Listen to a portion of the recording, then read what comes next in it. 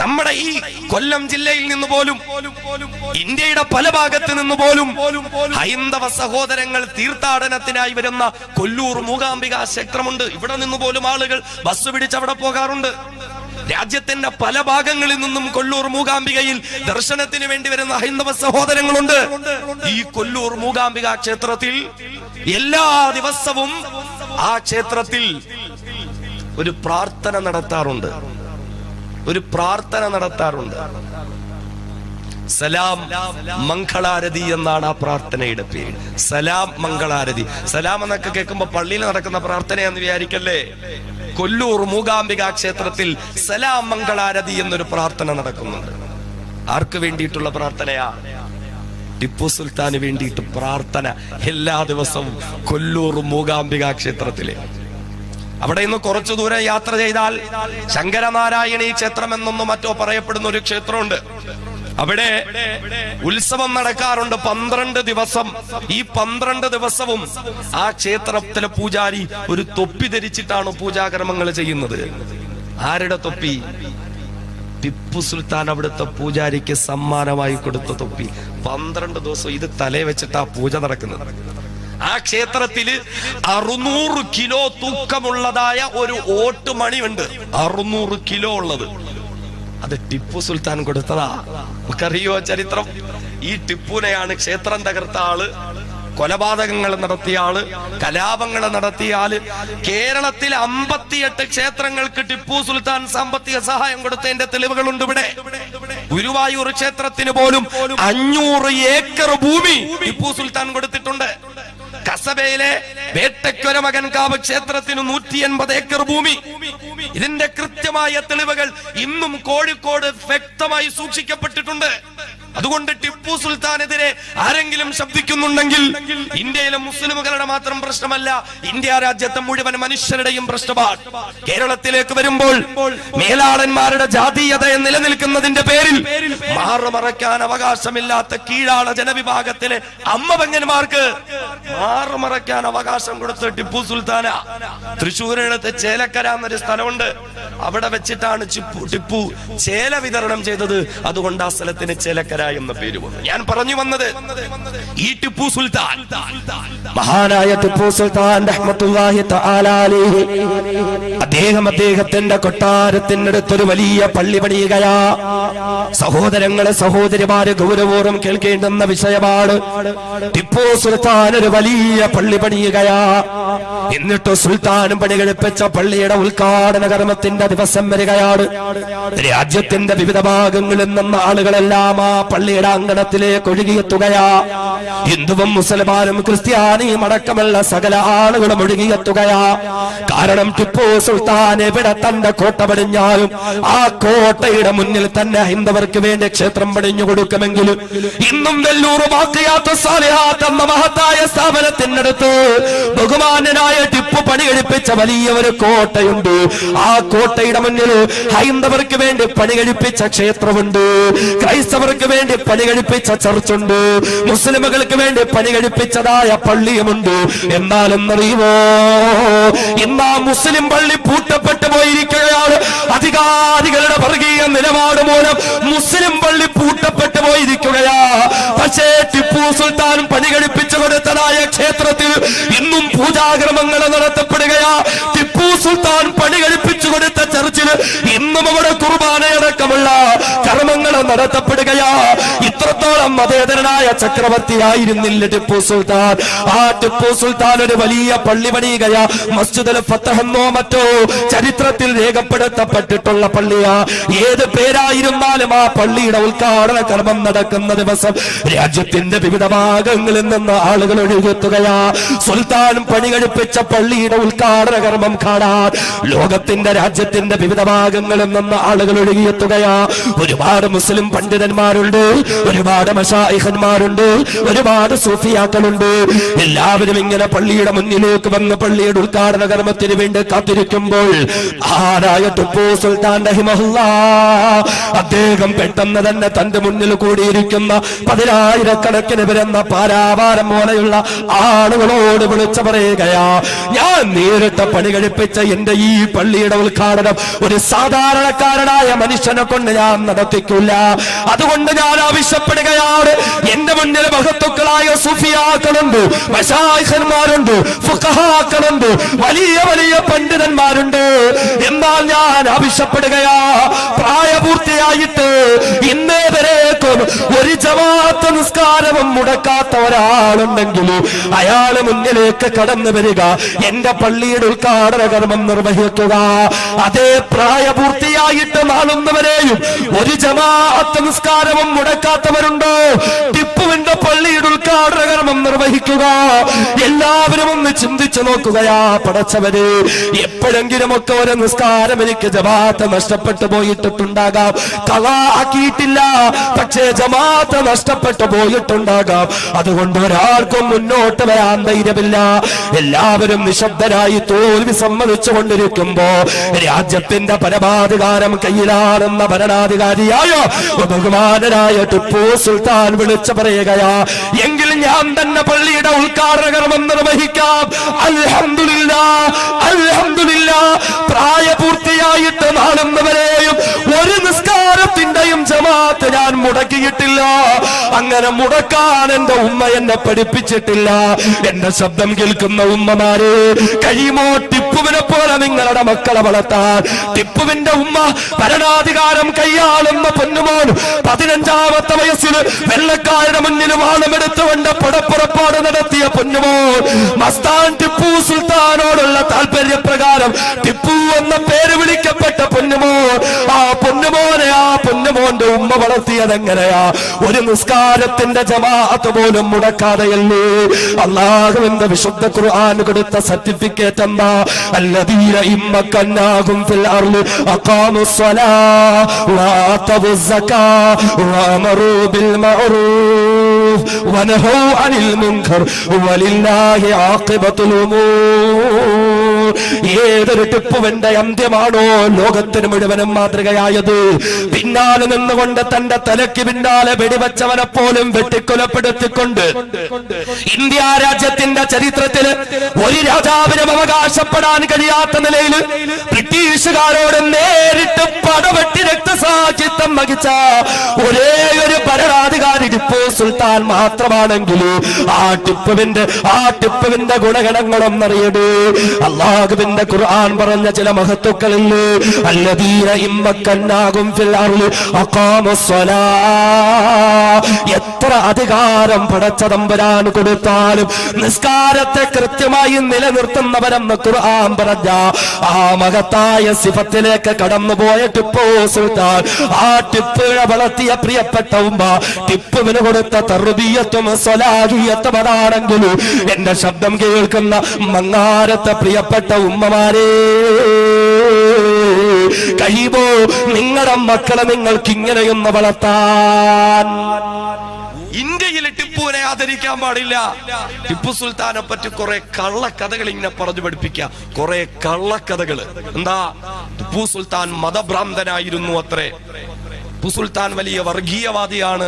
എത്രത്തോളം എന്ന് വെച്ചാൽ ചില ചരിത്രകാരന്മാർ എഴുതിയേക്കുക, ഈ ഉണ്ണിയാർച്ച എന്നൊക്കെ നമ്മൾ കേട്ടിട്ടില്ലേ? ഉണ്ണിയാർച്ചയെ പോലും ടിപ്പു സുൽത്താൻ അടിമയാക്കി തന്റെ കൊട്ടാരത്തിൽ കൊണ്ടുപോയി വെപ്പാട്ടിയായി ഉപയോഗിച്ചിരുന്ന ഉണ്ണിയാർച്ചയെ കേൾക്കുമ്പോഴാ ചിലർക്ക് രക്തം തിളയ്ക്കുന്നത്. ഉണ്ണിയാർച്ച എന്നൊരു വ്യക്തി ജീവിച്ചിരുന്നു എന്നതിന്റെ ഒരു തെളിവുമില്ല. വെറും വാമൊഴികളിലൂടെ, പാട്ടുകളിലൂടെ, കഥകളിലൂടെ മാത്രം പ്രചരിക്കപ്പെട്ട ഒരവതാരമാണ് ഉണ്ണിയാർച്ച. ജീവിച്ചിരുന്നു എന്നതിന്റെ ഒരു തെളിവുമില്ല. ഇനി ജീവിച്ചിരുന്നു എന്ന് തന്നെ വെച്ചോട്ടെ, ഉണ്ണിയാർച്ചയെ പറ്റി പറയപ്പെടുന്ന കാലമൊക്കെ 16-ാം നൂറ്റാണ്ടും 17-ാം നൂറ്റാണ്ടുമാണ്. ടിപ്പു സുൽത്താൻ ജീവിച്ചിരുന്നത് അതും 100 കൊല്ലം കഴിഞ്ഞിട്ട് 18-ാം നൂറ്റാണ്ടിലാണ്. 17-ാം നൂറ്റാണ്ടിലുള്ള ഉണ്ണിയാർച്ചയാണ് 18-ാം നൂറ്റാണ്ടിലെ ടിപ്പു സുൽത്താൻ ഉപയോഗിച്ചതെന്ന്. വെറും കള്ളക്കഥകൾ. കഥകളിലൂടെ സിനിമകൾ പോലും ഇപ്പോ മലയാളത്തില് 3-4 അവാർഡുകൾ നേടിയെടുത്ത ആമേൻ എന്ന പേരുള്ള ഒരു സിനിമയുണ്ട്. ഞാൻ കണ്ടിട്ടില്ല, നിങ്ങൾ കണ്ടിട്ടുണ്ടാവും. അതിന്റെ തുടക്കം ടിപ്പു സുൽത്താനെ കാണിക്കുന്നത്രേ. ആലപ്പുഴയ്ക്ക് കുട്ടനാടിനടുത്ത് കുമരങ്കരി എന്ന പ്രദേശത്ത് ഒരു സുറിയാനി ചർച്ച്, ആ ചർച്ച് ആക്രമിച്ച് അവിടെ നിന്നെന്തൊക്കെ വിലപിടിപ്പുള്ള വസ്തുക്കൾ എടുക്കാൻ ടിപ്പു സുൽത്താൻ തന്റെ പടയാളികളുമായി ഇങ്ങനെ വരികയാണത്രേ. അങ്ങനെ വന്ന് രാത്രി ഇങ്ങനെ ആ ചർച്ചിന്റെ മുന്നിൽ നിൽക്കുമ്പോൾ പെട്ടെന്ന് പൗലോസ് പുണ്യാളൻ അതിൻ്റെ ഉള്ളിൽ ഇങ്ങനെ പ്രത്യക്ഷപ്പെട്ട് പ്രകാശം വന്ന് ടിപ്പു സുൽത്താൻ ഒളിച്ചോടി, തിരിച്ചു പേടിച്ചോടി എന്നൊക്കെയാ പറയുന്നത്. പക്ഷേ കൃത്യമായ രേഖകളുണ്ട്. പെരിയാറിന്റെ വടക്കോട്ട് ടിപ്പു വന്നിട്ടില്ല. പറയുന്നു ആലപ്പുഴയിലെ കുമരങ്കരിയിലെ ടിപ്പു സുൽത്താൻ വന്നു എന്ന്. കള്ളക്കഥകളാണ് ടിപ്പു സുൽത്താനെ പറ്റി പറയുന്നത്. നമ്മൾ വ്യക്തമായി അറിയണം. മാത്രമല്ല, എന്റെ ശബ്ദം കേൾക്കുന്ന ഏതെങ്കിലും ഹിന്ദു സഹോദരങ്ങൾ ഉണ്ടെങ്കിൽ ടിപ്പു സുൽത്താൻ ഹിന്ദുക്കളുടെ ശത്രു എന്ന് പറഞ്ഞാണെന്ന് പലരും പ്രചരിപ്പിക്കുന്നത്. ടിപ്പു ജയന്തി ആഘോഷിക്കാൻ, ടിപ്പുവിനെ ഓർക്കാൻ ഇന്ത്യ രാജ്യത്ത് അനുവാദം നൽകുന്നില്ല എങ്കിൽ അത് കേവലം ഇസ്ലാമിന്റെയോ മുസ്ലിമുകളുടെയോ മാത്രം പ്രശ്നമല്ല. അത് ഇന്ത്യ രാജ്യത്തെ എല്ലാ നല്ലവരായ ഹിന്ദുവിന്റെയും മുസ്ലിമിന്റെയും ക്രിസ്ത്യാനിയുടെയും പ്രശ്നമാണ്.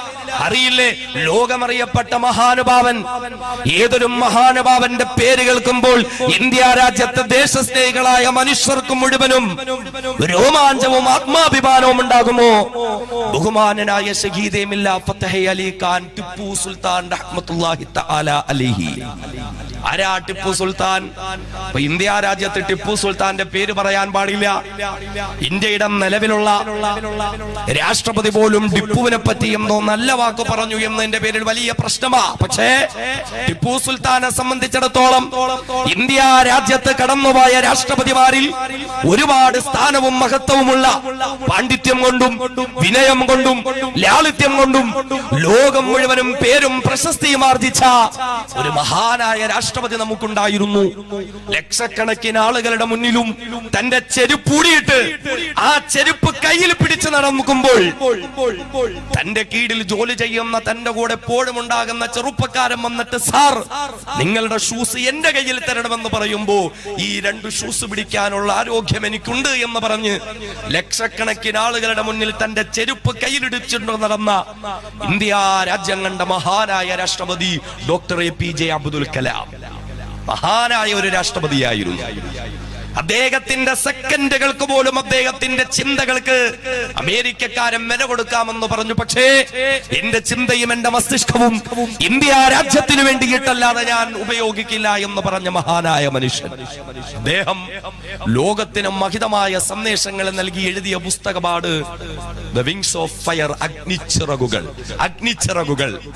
അദ്ദേഹം അതിൽ എഴുതുന്നുണ്ട്, ഞാൻ അമേരിക്കയുടെ നാസയുടെ രഹസ്യ കേന്ദ്രങ്ങളിലേക്ക് പോയി. നാസയുടെ രഹസ്യ കേന്ദ്രങ്ങളിലേക്ക് പോയി APJ അബ്ദുൽ കലാം. അദ്ദേഹം അവിടേക്ക് ചെന്നത് അദ്ദേഹത്തിന് കിട്ടിയ ഒരവസരമല്ല, മറിച്ച് അത് അമേരിക്കക്കാർക്ക് കിട്ടിയ ഒരവസരമായിരുന്നു. കാരണം അദ്ദേഹം ഇങ്ങനെ നടക്കുമ്പോഴും ശാസ്ത്രജ്ഞന്മാരൊപ്പം കൂടി അദ്ദേഹത്തോട് പല സംശയങ്ങളും ചോദിച്ചു. സ്വതസിദ്ധമായ ശൈലിയിൽ പുഞ്ചിരി തൂകി അദ്ദേഹം അതിനെല്ലാം മറുപടി പറഞ്ഞുകൊണ്ട് മുന്നോട്ട് നടന്നു. അങ്ങനെ പതുക്കെ മുന്നോട്ട് നടക്കുമ്പോൾ പെട്ടെന്ന് നാസയുടെ ചുവരിൽ പതിച്ചിരുന്ന ഒരു ഛായാചിത്രം കണ്ടിട്ട് ഡോക്ടർ അബ്ദുൽ കലാം അവിടെ തന്നെ നിന്നു. കുറെ നേരം ആ ചിത്രത്തിലേക്ക് നോക്കി നിന്നു. അദ്ദേഹം എഴുതുന്നു, ഒറ്റ നോട്ടത്തിൽ എനിക്ക് മനസ്സിലായി, അമേരിക്കയുടെ രഹസ്യ കേന്ദ്രമായ നാസയുടെ ചുവരിൽ തൂക്കിയിട്ടിരിക്കുന്ന ഛായാചിത്രം അതൊരു ഇന്ത്യക്കാരന്റെ ചിത്രമാണ്. ഒരു പരമ്പരാഗത ഇന്ത്യൻ വേഷം ധരിച്ചുകൊണ്ട് ഒരു പോരാളി വെള്ളക്കാർക്കെതിരെ റോക്കറ്റ് ആക്രമണം നടത്തുന്ന ഒരു ഛായാചിത്രം ഞാൻ കണ്ടു. അതൊരു ഇന്ത്യക്കാരന്റെ ചിത്രമെന്ന് മനസ്സിലാക്കി. ഒരു ഇന്ത്യക്കാരനായതിന്റെ പേരിൽ എനിക്കന്ന് അഭിമാനം തോന്നുകയുണ്ടായി. ഏതൊരു അബ്ദുൽ കലാമിന്റെ പേര് പറഞ്ഞുകൊണ്ടാണോ ഇന്ത്യക്കാരെന്ന് അഭിമാനിക്കുന്നത്, ഏതൊരു അബ്ദുൽ കലാമിനെയാണോ ഇന്ത്യയുടെ മുസ്ലിമാൻ എന്ന് പറയുന്നത്, അബ്ദുൽ കലാം പറയുന്നു, ഒരു ഛായാചിത്രം കണ്ടിട്ട് എനിക്കൊരു ഇന്ത്യക്കാരനായതിൽ അഭിമാനം തോന്നി. അതെ, അമേരിക്കയുടെ നാസയുടെ കേന്ദ്രത്തിൽ അബ്ദുൽ കലാം കണ്ട ഛായാചിത്രം ആരുടെ ഛായാചിത്രമാ? ബഹുമാനനായ ടിപ്പു സുൽത്താന്റെ ഛായാചിത്രമാണ്. പാകിസ്ഥാൻ 4000 കിലോമീറ്റർ അപ്പുറത്തേക്ക് കുതിച്ചു ചാടുന്ന ഒരു ബല്ലാസ്റ്റിക് മിസൈൽ വികസിപ്പിച്ചെടുത്തു. 4000 കിലോമീറ്റർ. എന്നിട്ട് അതിനൊരു പേര് വെക്കണം. എന്ത് പേരിടും? മുഹമ്മദ് അലി ജിന്നയുടെ പേരിട്ടില്ല, പട്ടാള മേധാവിമാരുടെ പേരിട്ടില്ല. പിന്നെയോ ഇന്ത്യയുടെ ശത്രു രാജ്യമായ പാകിസ്ഥാൻ 4000 കിലോമീറ്റർ അപ്പുറത്തേക്ക് കുതിച്ചു ചാടുന്ന മിസൈലിന് കൊടുത്ത പേര് ടിപ്പു സുൽത്താന്റെ പേരാ. ടിപ്പു എന്ന പേരാണ് അതിനിട്ടത്. ഇംഗ്ലണ്ടിലെ വോൾവിച്ചിലെ റോഡുണ്ട എന്ന പേരുള്ള ഒരു മ്യൂസിയം ഉണ്ട്. വോൾവിച്ച് റോഡുണ്ട. ആ മ്യൂസിയത്തിൽ പോയി APJ അബ്ദുൽ കലാം അദ്ദേഹം പറയുന്നു, എന്നെ അവിടുത്തെ ആളുകൾ കൂട്ടിക്കൊണ്ടുപോയി ഒരു പീരങ്കിയുടെ മുന്നിൽ നിർത്തി, ഇതാരുടെ പീരങ്കി എന്നറിയോ? അദ്ദേഹം മറുപടി പറഞ്ഞില്ല. അവർ പറഞ്ഞു, ഇത് നിങ്ങളുടെ ടിപ്പുവിന്റെ പീരങ്കിയാണ്. ഞാൻ പറഞ്ഞു വന്നത്, അമേരിക്കയുടെ നാസയുടെ രഹസ്യ കേന്ദ്രത്തിന്റെ ഉള്ളിൽ ആദരിക്കപ്പെട്ട ടിപ്പു, ഇന്ത്യയുടെ ശത്രു രാജ്യമായ പാകിസ്ഥാന്റെ അകത്തളങ്ങളിൽ ആദരിക്കപ്പെട്ട ടിപ്പു, ബ്രിട്ടനിലും ഇംഗ്ലണ്ടിലും ആദരിക്കപ്പെട്ട ടിപ്പു, ആ ടിപ്പുവിന്റെ പേര് ഇന്ത്യ രാജ്യത്ത് പറയാൻ പാടില്ല. അവിടെയാണ് ഹബീബായ റസൂൽ പഠിപ്പിച്ചത് 7ാമത്തെ വയസ്സ് മുതൽ നിസ്കാരത്തിന്റെ കാര്യത്തിൽ ശ്രദ്ധയുണ്ടാക്കണം. വിശദീകരിക്കാൻ നമുക്ക് സമയമില്ല. ഖുർആൻ പഠിപ്പിക്കുന്ന മഹത്തായ മറ്റൊരു സംസ്കാരമുണ്ട്, ഹബീബായ റസൂൽ പഠിപ്പിച്ച സംസ്കാരം. 7 വയസ്സായാൽ മക്കളെ നിസ്കരിപ്പിക്കണം. 10 വയസ്സായിട്ടും നിസ്കരിച്ചില്ലെങ്കിൽ അടിക്കണം. ശേഷം റസൂലുള്ള പറഞ്ഞു, വഫർരിഖൂ ബൈനഹും ഫിൽ മലാജിഅ. 10 വയസ്സായി കഴിഞ്ഞാൽ ആൺകുട്ടിയാകട്ടെ പെൺകുട്ടിയാകട്ടെ ഒറ്റയ്ക്ക് കിടത്തി ശീലിപ്പിക്കണം. പിന്നെ ഒരുമിച്ച് കിടത്താൻ പാടില്ല. 10 വയസ്സ് പൂർത്തിയായോ പിന്നെ ആരോടൊപ്പവും അവരെ ഒരുമിച്ച് കിടത്തരുത്. 10 വയസ്സ് പൂർത്തിയായാ മാറ്റിക്കിടത്തണം. കാലഘട്ടം ഒന്ന് തെളിയിച്ചില്ലേ? കാലഘട്ടം തെളിയിക്കപ്പെട്ടില്ലേ എന്ന് വീടിന്റെ അകത്തളങ്ങളിൽ സഹോദരന്മാർക്കിടയിൽ പോലും 10 വയസ്സ് മുതൽ സൂക്ഷ്മതയുടെ അകലം പാലിക്കണം. സഹോദരനും സഹോദരിയും തമ്മിൽ കാണാൻ പാടില്ല എന്നല്ല, അവര് തമ്മിൽ മിണ്ടാൻ പാടില്ല എന്നല്ല, അവര് തമ്മിൽ സഹവസിക്കാൻ പാടില്ല എന്നല്ല. പക്ഷേ വിചാരവികാരങ്ങളും മുളപൊട്ടുന്ന 10 വയസ്സ് പൂർത്തിയായി കഴിഞ്ഞാൽ, ആ 10 വയസ്സ് പൂർത്തിയായി നമ്മുടെ മകനാകട്ടെ മകളാകട്ടെ അവരുടെ സഹോദരന്മാരുടെ അടുക്കൽ നിന്ന് അവരെ പ്രത്യേകിച്ച് മാറ്റി കിടത്തണമെന്ന് മുഹമ്മദ് മുസ്തഫ സ്വല്ലല്ലാഹു അലൈഹി വസല്ലം പഠിപ്പിച്ചത് 6ാം നൂറ്റാണ്ടിലും 7ാം നൂറ്റാണ്ടിലുമാണെങ്കിലും സംസ്കാരമുള്ള ഇരുകാലി ജീവികളുടെ കാലഘട്ടമെന്ന് പറയപ്പെടുന്ന 21ാം നൂറ്റാണ്ടിൽ 10 വയസ്സുള്ള മകളെ പീഡിപ്പിച്ച പിതാവിന്റെ വാർത്ത കേൾക്കുന്നില്ലേ? ഏറ്റവും കൂടുതൽ പീഡനങ്ങൾ പെൺകുട്ടികളെ നേരിടേണ്ടി വരുന്നത് വീടിന്റെ അകത്തളങ്ങളിൽ നിന്നാണെങ്കിലും 5 വയസ്സുള്ള പൊന്നുമോളെ പോലും പീഡിപ്പിച്ചിട്ട് കഴുത്ത് ഞെരിച്ച് കൊന്നുകളയുന്നെങ്കിലും 6 മാസം പ്രായമുള്ള പിഞ്ചുകുഞ്ഞിനെ പോലും പീഡിപ്പിക്കുന്ന കാലഘട്ടമാണെങ്കിലും 14 മുമ്പ് മുത്തുളി മുഹമ്മദ് മുസ്തഫ സല്ലല്ലാഹു അലൈഹി വസല്ലമ തങ്ങൾ പറഞ്ഞ 10 വയസ്സ് പൂർത്തിയായി കഴിഞ്ഞാൽ ബൈനഹും ഫിൽ മലാജ്, കിടപ്പറകളിൽ നിന്ന് നിങ്ങളുടെ മക്കളെ നിങ്ങൾ മാറ്റിക്കിടത്തരുത്. മഹത്തായ ഒരു സംസ്കാരമാണ്. വർഷങ്ങൾക്ക് മുമ്പ് ഇടുക്കി ജില്ലയിൽ നമ്മൾ കേട്ട ഒരു കഥയില്ലേ? 4 വയസ്സുള്ള സുന്ദരിയായ പൊന്നുമോളെ ഒരു ദിവസം കാണാതാവുകയാണ്. വീട്ടുകാരും നാട്ടുകാരും എല്ലാം അന്വേഷണം നടത്തി കുഞ്ഞിനെ കിട്ടുന്നില്ല. 2-3 ദിവസം കഴിയുമ്പോൾ ഒരു പൊന്തക്കാട്ടിൽ നിന്ന് മനുഷ്യഗന്ധത്തിന്റെ ദുർഗന്ധം വമിക്കുകയാണ്. മനുഷ്യ ശരീരം ചീഞ്ഞളിയുന്ന ദുർഗന്ധം വരികയാണ്. അന്വേഷണം നടത്തുമ്പോൾ ആ 4-5 വയസ്സുള്ള പൊന്നുമോള് ശ്വാസം മുട്ടിച്ചു കൊലപ്പെടുത്തിയിട്ട് ഒരു മരത്തിന്റെ പൊത്തിലേക്ക് കുത്തിയിറക്കിയിരിക്കുകയാ. അവസാനം അന്വേഷണം നടത്തിയിട്ട് പ്രതിയായി പിടിക്കപ്പെട്ടതാരാ? അവളുടെ വീടിന്റെ തൊട്ടടുത്ത് താമസിക്കുന്ന 11 വയസ്സുകാരൻ. ഓരോ ദിവസവും സ്കൂൾ വാനിൽ അവളുടെ തൊട്ടടുത്തിരുന്ന് യാത്ര ചെയ്യുന്ന 11 വയസ്സുകാരൻ. ആ 11 വയസ്സുകാരനെ കൊണ്ടുവന്നിട്ട് അവനെ കൗൺസിലിംഗിന് വിധേയനാക്കുമ്പോൾ പൊട്ടിക്കരഞ്ഞുകൊണ്ട് ആ പൊന്നുമോനെ വിളിച്ചു പറയുകയാ, എന്റെ വീട്ടിൽ ആരുമില്ലാത്ത സമയത്ത് മാതാപിതാക്കൾ പതിവായിട്ട് കാണുന്ന ചില സീഡികൾ ഉണ്ടായിരുന്നത്രേ. ആരുമില്ലാത്ത സമയത്ത് ഞാനും ആ സീഡിയിട്ട് കാണുകയുണ്ടായി. ഒരുപാട് അശ്ലീല രംഗങ്ങളിലൂടെ അതുകളോടെ കാണുകയുണ്ടായി.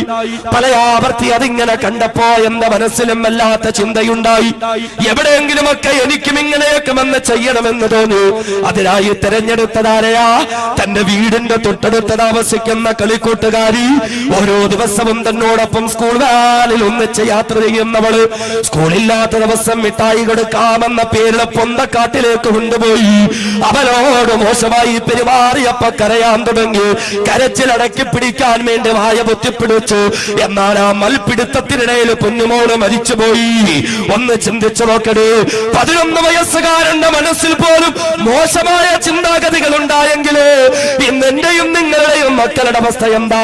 വീട്ടിൽ നിന്ന് പുറത്തേക്ക് പോയാൽ സിനിമാ പോസ്റ്ററുകളോടെ കാണുന്നത് വൃത്തികേടല്ലേ? പരസ്യ പലകകളിൽ കാണുന്നത് വൃത്തികേടല്ലേ? സിനിമകളിലൂടെ സീരിയലുകളിലൂടെ കാണുന്നത് വൃത്തികേടല്ലേ? മൊബൈലിലൂടെ കാണുന്നത് വൃത്തികേടല്ലേ? ഈ വൃത്തികേട് കണ്ട മനസ്സുകൾ വിചാരത്തിന്റെ മുളപൊട്ടലുണ്ടായ നമ്മുടെ പ്രിയപ്പെട്ട പൊന്നുമക്കൾ, സഹോദരീ സഹോദരന്മാർക്കിടയിൽ ഇതിന്റെ പേരിൽ മോശമായ ബന്ധങ്ങൾ ഉണ്ടാകാതിരിക്കാൻ അല്ലാഹുവിന്റെ പ്രിയപ്പെട്ട ഹബീബ് പഠിപ്പിച്ചു. 10 വയസ്സായോ നിങ്ങളുടെ മക്കളെ നിങ്ങൾ അകത്തിക്കിടത്തുക. നിസ്സാര വിഷയമല്ല. പീഡനങ്ങൾ നടക്കുന്നത് കുടുംബക്കാരിൽ നിന്നാണ്. സഹോദരൻ സഹോദരിയെ പീഡിപ്പിച്ചു, പിതാവും മകളെ പീഡിപ്പിച്ചു, കാമുകന് വേണ്ടിയിട്ട് സ്വന്തം മകളെ കാഴ്ചവെക്കുന്ന മാതാവിന്റെ കാലഘട്ടം. അവിടെയാണ് റസൂലുള്ള പറഞ്ഞത്, 10 വയസ്സായോ പിന്നെ നിങ്ങൾ സൂക്ഷിക്കണം. മക്കളെ സഹോദരി സഹോദരന്മാരെ പോലും ഒന്നിച്ച് കിടത്തരുത്. മോശമായ എന്തെങ്കിലും പ്രവർത്തനങ്ങൾ ഉണ്ടായേക്കാം. നൂറ്റാണ്ട് 14 മുമ്പ് റസൂലുള്ള പറഞ്ഞെങ്കിൽ കാലഘട്ടം ഇന്നതിനെ തെളിയിക്കുന്നില്ലേ? ഒരു വീട്ടിലെ സഹോദരന്റെ മുമ്പിൽ ഒരു സഹോദരി ധരിക്കേണ്ട വസ്ത്രത്തിനൊക്കെ ഒരു മാന്യതയുണ്ട്. വീട്ടിലേക്കൊക്കെ വന്നാൽ നമ്മുടെ പെമ്മക്കള് ഇറുകി ഒരു ടീഷർട്ട് ഇട്ട് ഒരു ബർമുടയൊക്കെ ഇട്ട് ഇങ്ങനെ വീട്ടിൽ നിൽക്കും. സഹോദരൻ ഉണ്ടാവും, 10 പഠിക്കുന്നവൻ 8 പഠിക്കുന്നവൻ ഉണ്ടാവും. പക്ഷെ ആ ശ്രദ്ധയില്ല അവിടെ. ആ ഒരു സൂക്ഷ്മതയുടെ അകലം,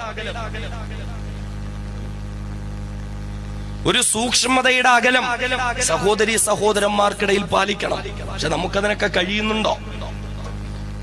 നമ്മൾ ചിന്തിക്കേണ്ടത് ഈ സഹോദരി സഹോദരന്മാർക്കിടയിൽ പോലും സൂക്ഷ്മതയുടെ അകലം പാലിക്കണമെന്ന് വിശുദ്ധമായ ഖുർആൻ അല്ലാഹുവിന്റെ റസൂല് പരിചയപ്പെടുത്തിയെങ്കിൽ സഹോദരി സഹോദരന്മാരുടെ ഇടയിൽ എന്നുള്ള പോട്ടെ, വീടിന് പുറത്ത് അന്യ ആളുകളുമായിട്ടെങ്കിലും ഈ ഒരു സൂക്ഷ്മതയുടെ അകലം പാലിക്കാൻ നമുക്ക് കഴിയുന്നുണ്ടോ? രാവിലെ വീട്ടിൽ നിന്ന് സ്കൂളിലേക്ക് പോയ +2 പഠിക്കുന്ന മകൾ വൈകുന്നേരം കൂടെ പഠിക്കുന്നവന്റെ ബൈക്കിന്റെ പിന്നാലെ ഇരുന്ന് അവന്റെ തോളത്തോടെ കൈയിട്ട് അവന്റെ ശരീരത്തോട് തൊട്ടുരുമ്മി വന്ന് വീട്ടിന്റെ മുറ്റത്ത് ബൈക്കിൽ ഇറങ്ങുകയാ. ടാറ്റൊക്കെ കാണിച്ച് അവനങ്ങ് പോയി. അമ്മ ചോദിക്കോ, അത്താ ചോദിക്കോ, ആരാടി നീ എന്തിനാ അവന്റെ കൂടെ വന്നേ? പറയും, കൂടെ പഠിക്കുന്ന പയ്യനാ, പെട്ടെന്നൊരു സമരം ഉണ്ടായി, ബസ്സില്ല, അല്ലെങ്കിൽ എനിക്കിങ്ങോട്ട് വരാൻ പെട്ടെന്ന് കഴിയില്ല, എന്തോ താമസം നേരിട്ടു. അവനൊരു സഹായം ചെയ്തതാ, ആരും ഇല്ലാത്തോണ്ട് ബൈക്കിൽ ഇങ്ങോട്ട് കൊണ്ടുവന്നാക്കിയതോ. അൽഹംദുലില്ലാ, എന്ത് നല്ല പയ്യനാ, മാഷാ അല്ലാഹ്. ഓ, അമ്മാടെ അത്താടെയൊക്കെ ഒരു സന്തോഷം, എന്ത് നല്ല പയ്യനാ. നാളെ അവന്റെ തോളത്ത് കൈയിട്ടങ്ങ് ഇറങ്ങി പോകുമ്പോഴായിരിക്കും അറിയുന്നത്, തമ്പുരാനെ ഇതൊക്കെ അതിനു വേണ്ടിയിട്ടായിരുന്നോ എന്ന്. സൂക്ഷ്മതയില്ല. നമ്മുടെ മക്കളുടെ കാര്യത്തിൽ നമുക്ക് സൂക്ഷ്മതയില്ല. നമ്മളിങ്ങനെ വിദ്യാഭ്യാസത്തിന്റെ പേരിൽ മക്കളെ കയറൂരി വിടുകയാ. ദൂര നാടുകളിലേക്ക് പോലും മക്കളെ പഠിക്കാൻ അയക്കാറുണ്ട്. 1.5 വർഷക്കാലഘട്ടത്തോളം ബാംഗ്ലൂരുമായി ബന്ധപ്പെട്ട് ജോലി ചെയ്തുകൊണ്ടറിയാം, ട്രെയിനിൽ വിദ്യാഭ്യാസത്തിന് വേണ്ടി യാത്ര ചെയ്യുന്ന പെൺകുട്ടികളും ആൺകുട്ടികളും, ബസ്സിൽ യാത്ര ചെയ്യുന്ന പെൺകുട്ടികളും ആൺകുട്ടികളും, അവർക്കിടയിൽ മോശമായ ബന്ധങ്ങൾ ഉണ്ടാകുന്നു. മാതാപിതാക്കളുടെ കൺവെട്ടത്ത് നിന്ന് മാറി നിന്ന് മയക്കുമരുന്നിന് അടിമകളായി മാറിയ, മദ്യപാനത്തിന് അടിമകളായി മാറിയ, സെക്സ് റാക്കറ്റിന്റെ ഇരകളാക്കപ്പെട്ട, ജീവിതം നശിപ്പിക്കപ്പെട്ട, ഒരു ജാൻ കയറിൽ ജീവിതം ഒടുക്കേണ്ടി വന്ന എത്രയോ ആൺകുട്ടികളുടെ പെൺകുട്ടികളുടെ ജീവിതം നേരിട്ട് അനുഭവപ്പെട്ടിട്ടുണ്ട്. നാം അറിയേണ്ടത്, നമ്മുടെ മക്കളുടെ കാര്യത്തിൽ നമുക്ക് ഈ സൂക്ഷ്മത ഇല്ലാതെ പോയതെന്താ? വിദ്യാഭ്യാസം വേണ്ട എന്ന് പറയുന്നില്ല, വിദ്യാഭ്യാസം വേണം. പക്ഷേ നമ്മുടെ കൺവെട്ടത്ത് നിന്ന് നമ്മുടെ മക്കൾ പഠിക്കട്ടെ. പണം അധികം കൊടുക്കേണ്ടി വന്നാലും കുഴപ്പമില്ല, അല്ലെങ്കിൽ മക്കൾ പഠിക്കുന്നിടത്ത് പോയി താമസിക്കേണ്ടി വന്നാലും കുഴപ്പമില്ല. നമ്മുടെ മക്കൾ വഴിപിടച്ചു പോകാൻ പാടില്ല. നമ്മുടെ മക്കളുടെ ലജ്ജ നശിച്ചു പോകാൻ പാടില്ല. എത്രയോ മോശത്തരമാണ്. കുറെ നാളുകൾക്ക് മുമ്പ് ഒരു ചാനൽ രഹസ്യ ക്യാമറ വെച്ചിട്ട് അവര് ഡോക്യുമെന്ററി നടത്തുകയുണ്ടായി. കേരള കർണാടക അതിർത്തിയിൽ പ്രവർത്തിക്കുന്ന ഭാവകൾ കേന്ദ്രീകരിച്ച് സെക്സ് റാക്കറ്റുകൾ നടക്കുമ്പോൾ അവിടെ എത്തുന്ന മലയാളി പെൺകുട്ടികൾ കേരളത്തിൽ നിന്ന് പഠിക്കാൻ പോകുന്ന പെൺകുട്ടികളാ. കേരളത്തിൽ നിന്ന് പഠിക്കാൻ പോകുന്ന പെൺകുട്ടികൾ ആ സൂക്ഷ്മതയുണ്ടോ? നമുക്ക് നമ്മുടെ മക്കളുടെ കാര്യത്തിൽ സൂക്ഷ്മതയുണ്ടോ? മണിപ്പാൽ യൂണിവേഴ്സിറ്റിക്കടുത്ത് വിശുദ്ധമായ റമദാന് തറാവീഹ് നിസ്കരിക്കാൻ പോയ ഹാഫിളായ സുഹൃത്ത് വന്നിട്ട് വേദനയോടുകൂടിയാ പങ്കുവെക്കുന്നത്, കേരളത്തിൽ നിന്ന് പഠിക്കാൻ പോകുന്ന ആൺകുട്ടികളും പെൺകുട്ടികളും ഹോസ്റ്റൽ സൗകര്യം ലഭിക്കാത്തതിന്റെ പേരിൽ ഒരു വീട് വാടകയ്ക്കെടുത്ത് അവിടെ അവർ ഒന്നിച്ച് താമസിക്കുകയാ. 5 വർഷവും 6 വർഷവും വിചാരങ്ങളുടെ വേലിയേറ്റങ്ങൾ സൃഷ്ടിക്കപ്പെടുന്ന കാലഘട്ടത്തിൽ പെൺകുട്ടികളും ആൺകുട്ടികളും ഒരൊറ്റ വീട്ടിൽ താമസിക്കേണ്ടി വരുന്ന അപകടകരമായ അവസ്ഥകളെ പറ്റി മാതാപിതാക്കളെ നമുക്ക് ചിന്തിക്കാൻ കഴിയുന്നുണ്ടോ? ട്രെയിനിൽ നിന്നും ബാംഗ്ലൂരിലേക്ക് മകളെ ട്രെയിനിൽ ഒറ്റയ്ക്ക് യാത്രയേക്കുന്ന മാതാപിതാക്കള്, മംഗലാപുരത്തേക്ക് ബസ് കയറ്റി വിടുന്ന മാതാപിതാക്കള്, മണിപ്പാലിലേക്കും നാഗർകോവിലേക്കും വണ്ടി കയറ്റിയേക്കുന്ന മാതാപിതാക്കള്, ആരോടൊപ്പമാ പോകുന്നത്? കൂടെ പഠിക്കുന്നവനോടൊപ്പമാ പോകുന്നത്. ഒരാന്തരിയോടൊപ്പം ഇരിക്കാൻ ഉപദിക്കുന്ന പ്രായത്തില് പോയിട്ടില്ല. കാണ്ടാമൃഗത്തിനെ പോലൊരു ജീൻസ് പാന്റും വലിച്ചേറ്റി, ഒരു സ്കെൽറ്റൻ ഒരു ടീഷർട്ടും വലിച്ചേറ്റി. എന്തൊക്കെയപ്പ ടീഷർട്ടില്? കോഴിക്കോട് നഗരത്തിലൂടെ ബൈക്കിൽ യാത്ര ചെയ്യുന്ന ചെറുപ്പക്കാരൻ അവന്റെ ബൈക്കിന്റെ അവന്റെ ടീഷർട്ടിന്റെ പിന്നിൽ പേരെഴുതിയിരിക്കുന്നു ഇബ്ലീസ്. ഇബ്ലീസ്. ചെറുപ്പക്കാരൻ ടീഷർട്ട് ഇട്ടൊരു നെഞ്ചത്ത് എഴുതി വെച്ചിരിക്കുന്നു ടു ദി ഹെൽ, നരകത്തിലേക്ക് പോകുന്നവനാണ് ഞാൻ. ബോബ് മാർലിയുടെയും മൈക്കിൾ ജാക്സന്റെയും മയക്കുമരുന്നിനും കഞ്ചാവിനും അടിമപ്പെട്ട് ജീവിതം മോഹിച്ചവരുടെയൊക്കെ പടവും ഒട്ടിച്ച് അതിങ്ങനെ നെഞ്ചത്ത് വെച്ചിട്ടാ പെരുന്നാളിന് പള്ളിയിൽ വരുന്നത്. കാരണം മാതാപിതാക്കൾ സർവ്വസ്വാതന്ത്ര്യം കൊടുത്തേക്കല്ലേ, സർവ്വസ്വാതന്ത്ര്യം കൊടുത്തിരിക്കുന്നു. വിശുദ്ധമായ റമദാനിൽ 30 ദിവസം തറാവീഹ് നിസ്കരിച്ചവൻ, വിശുദ്ധ ഖുർആനിനെ നെഞ്ചോടടച്ചവൻ, പെരുന്നാളിന്റെ അന്ന് പള്ളിയിലേക്ക് വന്നു. പള്ളിയിൽ നിസ്കാരം കഴിഞ്ഞ് കറുത്ത ഷർട്ടും വെള്ളം മുണ്ടും ഒക്കെ ഇട്ട് പള്ളിയുടെ മുമ്പിൽ ഇങ്ങനെ നിരന്ന് സെൽഫി എടുക്കുക. ഹയവാനൽ ഹിന്ദൽ ഹബീബി എന്നൊക്കെ പറഞ്ഞിട്ട് മാതാപിതാക്കൾ വിട്ടുകൊടുത്തല്ലേ ഇത്? ഞെരിയാണിക്ക് താഴെ ചവിട്ടിത്തേക്കുന്നതായ പാന്റ് വിട്ടിട്ട് റസൂലുള്ള പറഞ്ഞതിലേ ലാ യൻദുറുല്ലാഹു ഇലാ മൻ ജറ സൗബഹു ഖുയല, ഞെരിയാണിക്ക് താഴെ വസ്ത്രം ചവിട്ടിയരക്കി നടക്കുന്നവരിലേക്ക് അല്ലാഹുവിന്റെ കരുണയുടെ നോട്ടമില്ല, കരുണയുടെ നോട്ടമില്ല. പെരുന്നാളിന് ചെറുപ്പക്കാരൻ പള്ളിയിൽ വരുമ്പോ എന്താ അവസ്ഥ? ഈ short t shirt, low waist pant, ഇതുമായിട്ട് ഇങ്ങനെ പള്ളിയിൽ വന്നൊരു നിസ്കാരമുണ്ട്. ഇതിങ്ങനെ അന്ന് വലിച്ചേറ്റിയ പുതിയ സാധനമാ. അപ്പൊ ഇങ്ങനെ എല്ലാരും കൈകെട്ടി റുക്കുവും കഴിഞ്ഞ് സുജൂദിലേക്ക് ഇങ്ങനെ പോകും. 98 വയസ്സുള്ള അത്താത്ത സുജൂദി പോയാലും ഈ 18 വയസ്സുള്ള ചെറുപ്പക്കാരൻ സുജൂദ് ചെയ്യൂല, പറ്റത്തില്ല അവനൊക്കെ ഉണ്ട്. കാരണം അവൻ പെരുന്നാളിന് കുഴലിനകത്ത് കാലും കെട്ടിയിട്ടാ വന്നിരിക്കുന്നത്.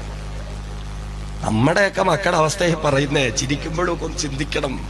കാല് മടങ്ങൂല, അടുത്ത് നിൽക്കുന്നവനെയൊക്കെ തൂങ്ങി താങ്ങി എങ്ങനെയെങ്കിലും ഇവൻ കമന്നങ്ങ് വീഴും. ഇവരിങ്ങനെ സുജൂദി പോകുമ്പോ നമ്മളൊക്കെ സുജൂദിൽ ഇങ്ങനെ എഴുന്നേക്കുന്നുണ്ടാവും.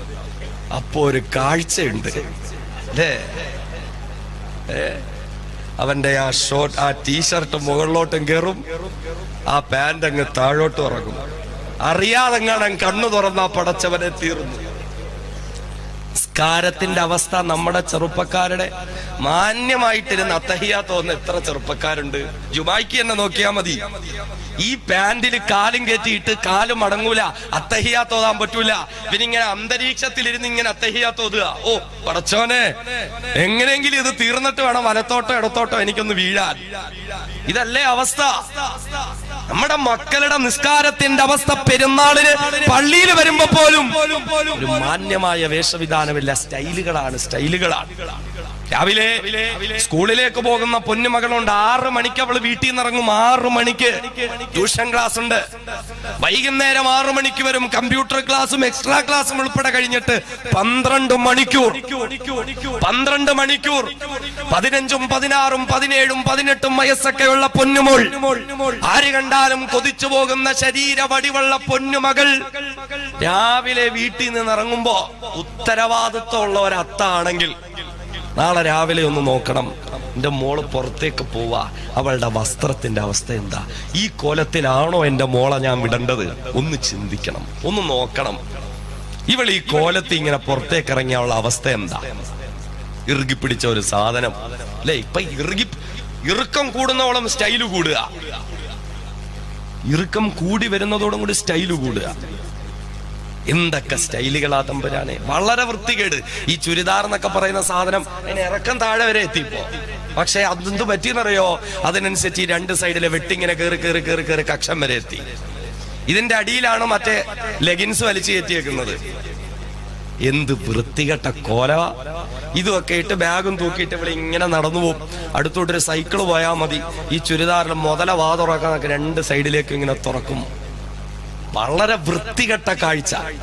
നമ്മുടെയൊക്കെ പെൺമക്കൾ വഴിവക്കിലൂടെ നടന്നു പോകുമ്പോ അവളുടെ വസ്ത്രധാരണം ചിന്തിക്കണം. പെൺകുട്ടികളുടെ ലജ്ജ നഷ്ടപ്പെട്ടു പോയി, നാണമില്ലാതെയായി പോയി. കക്ഷത്തുനിന്ന് താഴേക്ക് കൊതുകുവല പോലത്തെ തുണി വെച്ച അവള് തയ്ക്കുന്നത്. അവൾക്കത് പ്രശ്നമല്ല. അന്യ പുരുഷന്മാർ സ്പർശിക്കുന്നതല്ല പ്രശ്നം, ദർശിക്കുന്നതും പ്രശ്നമായി മാറണം. ഇതിപ്പോ തൊട്ടാലേ ഉള്ളു കുഴപ്പം, കണ്ട കുഴപ്പമൊന്നുമില്ല. കണ്ടോട്ടെ എത്ര വേണേലും, തൊട്ടാലേ ഉള്ളു കുഴപ്പം. നാണം പോയി, ലജ്ജ നഷ്ടപ്പെട്ടു പോയി. വസ്ത്രത്തിലൂടെ നമ്മളുടെ മക്കളുടെ സംസ്കാരം വിലയിരുത്തപ്പെടണമെങ്കിൽ ഇന്ന് നമ്മളുടെ മക്കളുടെ സംസ്കാരം ഏതും നിലയിലാണെന്ന് നാം ഓരോരുത്തരും ചിന്തിക്കണം. ഈ വസ്ത്രം ധരിച്ചാണ് രാവിലെ 6 മണി മുതൽ അന്യ പുരുഷന്റെ മുന്നിൽ അവള്, അന്യരായ ആണുങ്ങളുടെ മുന്നിൽ, അന്യരായ ചെറുപ്പക്കാരുടെ മുന്നിൽ, ബസ്സിൽ പോകുമ്പോ സ്കൂളിൽ പോകുമ്പോ ഒക്കെ ഓരോ പർദ്ദകൾ പോലും ഒന്നും അങ്ങനെ ആയില്ലേ. പർദ്ദകൾ പോലും ഇന്ന് സ്റ്റൈലല്ലേ. എവിടം വരെ എത്തി പർദ്ദകൾ? വടക്കം മലബാറിലോട്ടൊക്കെ ചെല്ലുമ്പോൾ അവിടുന്ന് ഇങ്ങനെ പർദ്ദകൾ ഇങ്ങനെ പുതിയ സ്റ്റൈലായിട്ട് ഇങ്ങനെ അവിടുന്ന് ഇങ്ങനെ പടർന്ന് ഡെങ്കിപ്പലി പോലെ ഇങ്ങോട്ട് വരില്ല. അപ്പൊ അവിടെയൊക്കെ പുതിയ സ്റ്റൈലെത്തി, ഇങ്ങോട്ടൊക്കെ എത്തിയോന്ന് എനിക്കറിയില്ല. ഒന്നാമത് ഇറുകി പിടിച്ച പർദ്ദ, അതോടൊപ്പം വലിച്ചു മുറുക്കി ഇപ്പൊ അരയിലൊരു കെട്ട്, ബ്ലാക്ക് ബെൽറ്റ് പർദ്ദ. അതെത്തി, ഇങ്ങോട്ടൊക്കെ എത്തിയോന്നറിയില്ല. അവിടെയൊക്കെ എത്തിയോ? ബ്ലാക്ക് ബെൽറ്റ് പർദ്ദ, ഇറുകി പിടിച്ച സാധനം. ശരീര സൗന്ദര്യം മറയ്ക്കാൻ. ഒരു പെണ്ണിന്റെ സൗന്ദര്യം വിലയിരുത്തപ്പെടുന്നത് അവളുടെ മുഖ സൗന്ദര്യം കൊണ്ടാണെങ്കിൽ ആ മുഖം ഉൾപ്പെടെ മറച്ചുകൊണ്ട് മാത്രം അന്യപുരുഷന്റെ മുന്നിൽ ഒരു പെണ്ണ് കടന്നു വരാൻ പാടുള്ളൂ എന്ന് പഠിപ്പിച്ച ഇസ്ലാമിന്റെ വക്താക്കളാ. ഇറുകി പിടിച്ച പർദ്ദ, അരേക്കെട്ട് പർദ്ദ, ബ്ലാക്ക് ബെൽറ്റ് പർദ്ദ വലിച്ചു മുറുക്കി ഇങ്ങനെ ഈ പർദ്ദ ഇട്ടോണ്ടാ നടക്കുന്നത്. എന്താ കോലം! നമ്മുടെ താത്താമാരൊക്കെ ഈ പർദ്ദ ഇട്ട് നടക്കുന്ന ഒരു കോലമുണ്ട്. തമ്പുരാനെ, ചാക്കില് തേങ്ങ നിറച്ച് വെച്ച പോലെ ഇങ്ങനെ നടക്കുക. എന്ത് വൃത്തികെട്ട കോലവാ. അതുകൊണ്ട് മാതാപിതാക്കളെ നമുക്ക് ശ്രദ്ധയുണ്ടാകണം. മക്കളുടെ വസ്ത്ര സംസ്കാരത്തിൽ നമുക്ക് ശ്രദ്ധയുണ്ടാകണം. ഓരോ ദിവസവും രാവിലെ വീട്ടിൽ നിന്ന് പുറത്തേക്ക് ഇറങ്ങുന്ന നിന്റെ പൊന്നുമോൾ അന്യ ആണുങ്ങളുടെ മുന്നിലേക്ക് കടന്നു ചെല്ലുന്ന വസ്ത്രത്തെ പറ്റി ചിന്തിക്കുന്ന എത്ര മാതാപിതാക്കളാ എന്റെ മുന്നിലുള്ളത്. മഹാനായ സയ്യിദുനാ അലി ഇബ്നു അബീ ത്വാലിബ് റളിയല്ലാഹു അൻഹു അലിയാർ തങ്ങളെ ചോദിക്കുകയാണ്, അലാ തസ്തഹിയൂൻ അലാ തഗാറൂൻ യത്റുകു أحدكم امرأته تخرج بين الرجال ينظرون إليها وتنظر إليهم. سيدنا علي بن أبي طالب رضي الله عنه ചോദിക്കുകയാ, മാതാപിതാക്കളെ, അലാ തസ്തഹിയൂൻ, നിങ്ങൾക്ക് നാണമില്ലാതെയായി പോയോ മാതാപിതാക്കളെ? അലാ തഗാറൂൻ, പിതാക്കന്മാരെ, നിങ്ങൾക്ക് ആണത്തമില്ലാതെയായി പോയോ? നിങ്ങൾക്ക് നാണമില്ലാതെയായി പോയോ? നിങ്ങൾക്ക് ആണത്തമില്ലാതെയായി പോയോ? കാരണം എന്താ?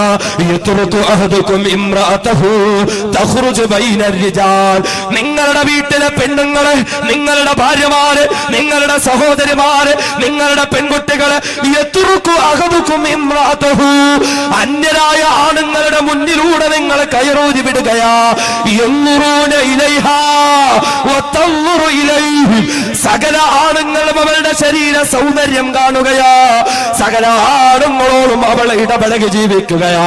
ഇപ്രകാരം നിങ്ങളുടെ വീട്ടിലെ പെണ്ണുങ്ങളെ കയറൂരി വിടാൻ പിതാക്കന്മാരെ, ആണുങ്ങളെ, ഭർത്താക്കന്മാര്, നിങ്ങൾക്ക് നാണമില്ലാതെയായി പോയോ? നിങ്ങൾക്ക് ആണത്തമില്ലാതെയായി പോയോ? ബഹുമാനനായ സയ്യിദുനാ അലി ഇബ്നു അബീ ത്വാലിബ് റളിയല്ലാഹു അൻഹു ചോദിക്കുകയാ.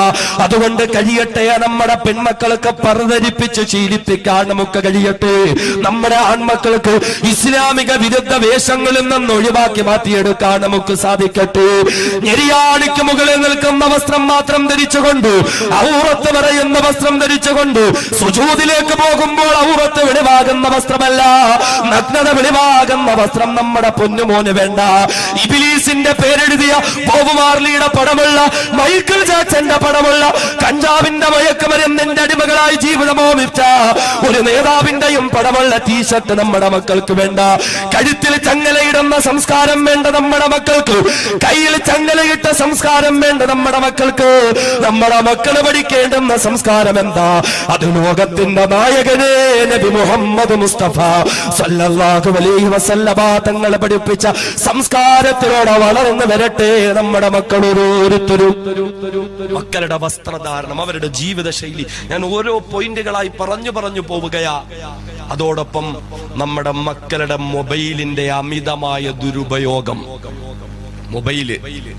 മൊബൈൽ എന്തിനാ? ഈ 8ൽ പഠിക്കുന്ന, +2 പഠിക്കുന്ന നമ്മുടെ മകനും മകൾക്കും പഠനകാര്യത്തിനപ്പുറം ഒരു കാര്യം അവർക്ക് ചിന്തിക്കണ്ട. അവർക്ക് നമ്മൾ ഈ എടുത്താ പൊങ്ങാത്ത ഫോൺ എടുത്ത് കൈ കൊടുക്കുന്ന എന്തിനാ? എന്റെ ആവശ്യം എന്താ? ഒക്കെ വലിയ ബിസിനസ്സുകാര്, തിരക്കുള്ളവര്, അല്ലെങ്കിൽ പെണ്ണുമ്പിള്ളയും ഭർത്താവും തമ്മിൽ സംസാരിക്കാനൊക്കെ അത്യാവശ്യമുള്ള സാധനം. അത് ഈ പഠിക്കുന്ന കാര്യം മാത്രം ചിന്തിക്കേണ്ട നമ്മുടെ മക്കൾക്ക്. ഇനി അതല്ല ഇനിയിപ്പോ വേണം, ഇപ്പൊ ഇന്ന കാലത്ത് ഒരാവശ്യമായി സ്കൂളിൽ എത്തിയോ ബസ്സിൽ കയറിയോ എന്നൊക്കെ വിളിച്ചു ചോദിക്കാൻ ചിലപ്പോ വേണ്ടി വരും. ആയിക്കോട്ടെ, അപ്പൊ ഒരു ഫോൺ നമ്മുടെ മക്കളുടെ കയ്യിലിരുന്നോട്ടെ. ഒരു സാധാരണ ഫോൺ, ഇതൊക്കെ പോലൊരു സാധാരണ ഫോൺ നമ്മുടെ മക്കൾക്ക് വാങ്ങിക്കൊടുത്താൽ പോരെ? അത്യാവശ്യം വിളിച്ചാ എടുക്ക. ഇതെന്തൊക്കെ സംവിധാനങ്ങളാ! ഇപ്പൊ ഇങ്ങനെ ഒരു വീഡിയോ കണ്ടു, പറക്കുന്ന ഫോൺ ഇറങ്ങി. കൈ കൊണ്ടൊന്നും തുടർന്ന് അതിങ്ങനെ അന്തരീക്ഷത്തിൽ നിൽക്കും, പറക്കുന്ന ഫോൺ വരെ ഇറങ്ങി. എന്തൊക്കെ സംവിധാനം! നമ്മുടെ മക്കൾക്ക് ഇതിന്റെ ആവശ്യം എന്താ? നമ്മൾ ചിന്തിച്ചിട്ടുണ്ടോ? അത് എന്തൊക്കെ അപകടങ്ങളുണ്ടായി, എന്തൊക്കെ മോശത്തരങ്ങളുണ്ടായി. ഇന്ന് വരെ ഞാനൊന്ന് ചോദിച്ചോട്ടെ, നമ്മുടെയൊക്കെ മക്കൾക്ക് ഫോൺ ഉണ്ടാവും, അതിനകത്ത് എല്ലാം ഉണ്ട്. ഇന്റർനെറ്റ് ഉണ്ട്, വാട്സപ്പ് ഉണ്ട്, ഫേസ്ബുക്ക് ഉണ്ട്, എല്ലാം ഉണ്ട്. ഇന്ന് വരെ ഏതെങ്കിലും ഒരു ഉമ്മയോ വാപ്പയോ മക്കളുടെ ഫോണൊന്നും എടുത്തിട്ട് ഇതിൽ നിങ്ങൾ വാട്സപ്പിൽ എന്തൊക്കെ മെസ്സേജ്, ഏതൊക്കെ ഗ്രൂപ്പുകളിലാ ഉള്ളത്, ആർക്കൊക്കെയാ മെസ്സേജ് അയക്കുന്നത്, ഫേസ്ബുക്കിൽ എന്തൊക്കെയാ മെസ്സേജ് അയക്കുന്നത്, ഗാലറിയിൽ എന്തൊക്കെ ഫോട്ടോസ് ഉണ്ട്, എന്തൊക്കെ വീഡിയോസ് ഉണ്ട്, ഇന്ന് വരെ ഈ ഫോൺ എടുത്ത് നോക്കിയിട്ടുണ്ടാവും. ഇന്ന് വീട്ടിൽ ചെല്ലുമ്പോ വാങ്ങിക്കണമെന്ന് പറഞ്ഞാൽ ഇപ്പൊ ഇവിടുന്ന് എല്ലാം ഡിലീറ്റ് ചെയ്തിട്ടേ കൊണ്ടുവരുള്ളൂ. എന്നാലും ഞാൻ പറയാ, നിങ്ങളൊന്ന് ചെന്നിട്ട് മക്കളുടെ ഫോണൊന്ന് വാങ്ങണം. വാങ്ങിയിട്ട് ഒന്ന് പരിശോധിക്കാൻ വേണ്ടിയിട്ട് ആദ്യം അതിലൊരു കുത്തണം. അപ്പോ ഒരു 9 കളം തെളിയും, ലോക്ക് ഇട്ടിരിക്കുക, ലോക്ക് എടുക്കണം. നമ്മുടെ മക്കളെ ഫോൺ കൊടുത്തിട്ട് ഈ ലോക്കൊന്ന് എടുത്തേടാന്ന് പറയണം. നമുക്കും കണ്ടു പഠിക്കണമല്ലോ. പടച്ചവനെ, ഒരൊടുക്കത്തെ ഒരു കുരുക്കിങ്ങനെ അഴിക്കുന്നുണ്ടാവും. അത്ര വലിയ കുരുക്ക് വെച്ചിട്ടാ ഈ ഫോൺ വീട്ടിൽ വെച്ചത്. ഉമ്മ കാണാൻ പാടില്ലാത്ത, ഉപ്പ കാണാൻ പാടില്ലാത്ത എന്ത് രഹസ്യമാ മക്കൾക്ക് സൂക്ഷിക്കാനുള്ളത്? ഇന്ന് വരെ നമ്മൾ അത് തുറന്നു നോക്കിയിട്ടുണ്ടോ? ഇന്ന് വരെ അതൊന്ന് അന്വേഷിച്ചിട്ടുണ്ടോ? ആപ്പാനോട് വന്നിട്ടാ മകള് ചോദിക്കുന്നത്, ഒരു 347 രൂപ വേണം, 10ാം ക്ലാസ്സിൽ പഠിക്കുന്ന മോള്. എന്താ സംഭവം? ഇനി 1 മാസത്തേക്ക് 5 പൈസയും തരണ്ട. എന്താ? ഡെയിലി 1 GB ഫ്രീ ആണ്. അൽഹംദുലില്ലാഹ്. പിന്നെ എല്ലാ കോളും ഫ്രീ ആണ്. വാപ്പാക്ക് വളരെ സന്തോഷമായി. 5 മാസത്തേക്കുള്ള ഓഫർ വല്ലതും ഉണ്ടോ? എന്നാൽ എന്റെ മകൾ ഡെയിലി 1 GB എന്തിനാ ഉപയോഗിക്കുന്നത് നോക്കിയിട്ടുണ്ടോ? ഇന്ന് വരെ അതാണ് അപകടം, നമ്മൾ അറിയുന്നില്ല. ഒരു പെൺകുട്ടി ഒരു മൊബൈൽ ഫോണുമായി അവളുടെ മുറിക്കുള്ളിലേക്ക് കഥകടച്ചാൽ ആയിരക്കണക്കിന് പുരുഷന്മാർക്കിടയിൽ കഴിയുന്നതിനേക്കാളും അപകടമാണെന്ന് കാലഘട്ടം തെളിയിച്ചു എങ്കിൽ, ഈ മൊബൈൽ ഫോണാണ് പെൺകുട്ടികളുടെ ജീവിതം നശിപ്പിച്ചത് എങ്കിൽ ശ്രദ്ധയില്ല.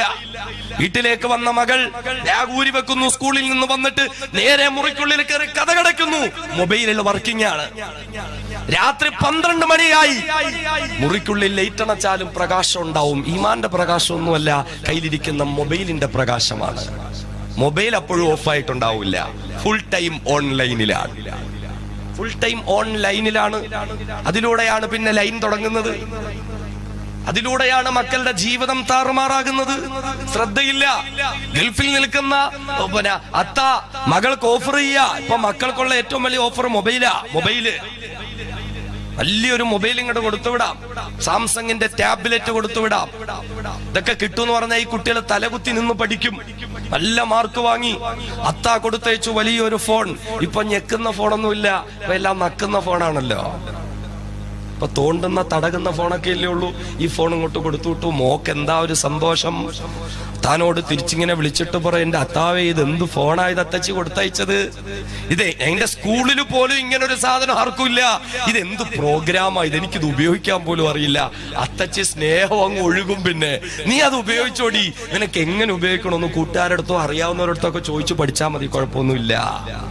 സർട്ടിഫിക്കറ്റായി. ഇവക്ക് പിന്നെ എന്ന് സംശയ, എവിടെ കുത്തണം, എവിടെ ഞോണ്ടണം, എവിടെ തടകണം, എപ്പോഴും ഫോണിൽ തന്നെ, ഫോണിൽ തന്നെ, ഫോണിൽ തന്നെ. സാധനം ഒരു 1.5 വർഷം കഴിയുമ്പോ ഇവിടുന്ന് ഭാര്യയുടെ ഫോൺ കോൾ വരും. ഈ ഫോൺ കൊടുത്തു വിട്ട അത്തായിക്ക് അത്യാവശ്യമായിട്ടില്ല, കിട്ടുന്ന ഫ്ലൈറ്റും പിടിച്ച് കയറി വരാൻ പറയും. കിട്ടുന്ന ഫ്ലൈറ്റ് എടുത്ത് അങ്ങ് വന്നേക്കാൻ പറയും. എന്താ കാര്യം? മോക്കൊരു സാധനം കൊടുത്തു വിട്ടില്ല, കുഞ്ഞിനെ കൊണ്ട് കിടക്കുന്നവനൊക്കെ സാധനം കൊടുത്തയച്ചു. തോണ്ടുന്ന ഒരു ഫോൺ കൊടുത്തയച്ചു. മോൾ അതിലൂടെ ഒക്കെ ആരടുത്തൊക്കെയോ ബന്ധമായി, കണ്ടവന്മാരൊക്കെ കേറി ഇറങ്ങി അങ്ങ് നോണ്ടാനും തോണ്ടാനും തുടങ്ങി. ഇപ്പൊ പൊന്നുമോൾ ഒരു ചൈന സെറ്റ് പോലെ ആയിട്ടുണ്ട്. വേണമെങ്കിൽ അത്യാവശ്യമായിട്ട് കയറി വരിക. അപകടമാണ് ഫോൺ, വലിയ അപകടമാണ്. നമ്മുടെ മക്കൾ ആൺകുട്ടികളാണെങ്കിൽ പോലും നാം കൊടുത്ത ഫോണിനപ്പുറം അവന്റെ കയ്യിൽ ഒരു ഫോൺ വന്നാൽ മാതാപിതാക്കൾ അന്വേഷിക്കണം, ഇത് എവിടെ നിന്ന് കിട്ടി. മയക്കുമരുന്നിന്റെ, കഞ്ചാവിന്റെ കച്ചവടക്കാർ മൊബൈൽ ഫോണും ബൈക്കുകളും കൊടുത്തിട്ടാണ് ചെറുപ്പക്കാരെ വശത്താക്കുന്നത്. ബൈക്ക്, കൂട്ടുകാരന്റെ ബൈക്ക് എന്ന് പറഞ്ഞാൽ വിളിക്കണം അവന്റെ വീട്ടിൽ. അവന്റെ മാതാപിതാക്കളോട് ചോദിക്കണം, നിങ്ങളുടെ മകന്റെ ബൈക്കാണോ എന്റെ മകൻ കൊണ്ടുവന്നേക്കുന്നത്? അന്വേഷിക്കണം. നിങ്ങളുടെ മകന്റെ ഫോണാണോ എന്റെ മോൻ കൊണ്ടുവന്ന് അന്വേഷിക്കണം. ഇല്ലെങ്കിൽ മക്കളുടെ ജീവിതം താറുമാറാകും. മക്കളുടെ ജീവിത സംസ്കാരങ്ങൾ തകർക്കപ്പെട്ടു പോകും, നശിപ്പിക്കപ്പെട്ടു പോകും. നാളെ ഈ മക്കളെ ഓർത്തിട്ട് കരഞ്ഞിട്ട് കാര്യമില്ല.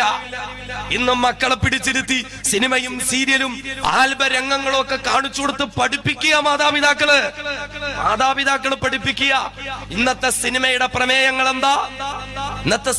പ്രമേയങ്ങൾ എന്താ? മതത്തിന്റെ അതിർവരമ്പുകൾ കടന്നുള്ള പ്രണയത്തിന് വിശുദ്ധ പ്രേമത്തിന്റെ പരിവേഷം സൃഷ്ടിച്ചു കൊടുത്ത സിനിമയല്ലേ? മതം കടന്നുള്ള പ്രേമമാണോ? അത് പിന്നെ വിശുദ്ധ പ്രേമത്തിന്റെ പരിവേഷമാണ്. മുക്കത്ത മൊയ്തീനും കാഞ്ചനമാലയും അല്ലേ?